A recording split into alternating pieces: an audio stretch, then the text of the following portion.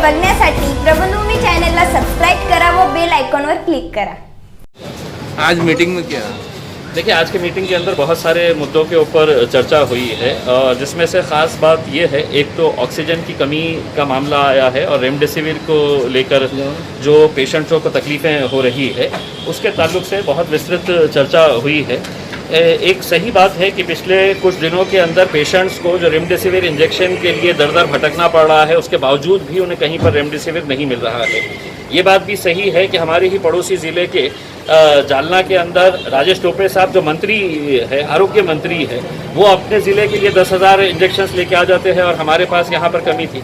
लेकिन आज के मीटिंग के अंदर कलेक्टर साहब ने बताया है कि हमारे पास इनफ स्टॉक है, काफ़ी अच्छा स्टॉक है। और जो एक परेशानी हो रही थी कि पेशेंट को प्राइवेट हॉस्पिटल के अंदर कहाँ जाना, कहाँ से लेकर आना, ये पता नहीं चल रहा था। तो कलेक्टर साहब ने एक अच्छा डिसीजन लिया है कि आज से यहाँ पर है तो एक कंट्रोल रूम बनाया गया है। हॉस्पिटल को सिर्फ इतना करना है कि हॉस्पिटल ने लेटर लिख के कलेक्टर को भेजना है कि मेरे पास ये पेशेंट एडमिट है और इसकी कंडीशन ऐसी है, इसको रेमडेसिविर देना ज़रूरी है करके उसका जो भी डिटेल्स अटैच करने का है वो डिटेल्स अटैच करके यहाँ पर देना है। अब ये हो सकता है कि मतलब बहुत सारे हॉस्पिटल्स का आ जाएगा, तो आज की मीटिंग के अंदर ये भी तय हुआ है कि 1-2 डॉक्टर्स को भी बिठा के रखा जाए कंट्रोल रूम के अंदर, ताकि वो भी डिसीजन ले सके कि रेमडेसिविर सही देना है या नहीं देना है करके।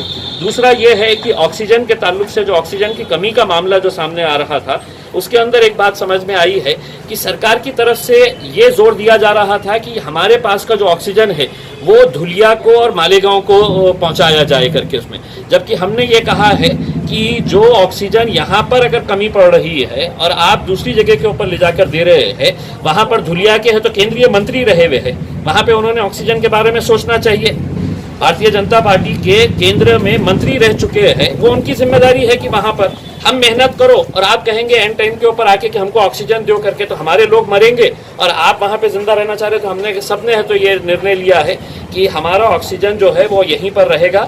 अगर ज़्यादा होता है, हमारी जितनी रिक्वायरमेंट है उससे ज़्यादा अगर होता है तो हमको जिसको बांटना है, जिसको देने का है, सरकार जिसको बोलेंगी वो दिया जाएगा करके।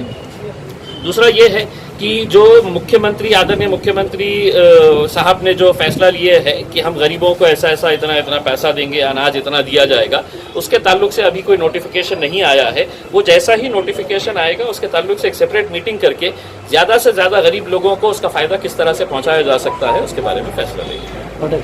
ठीक है।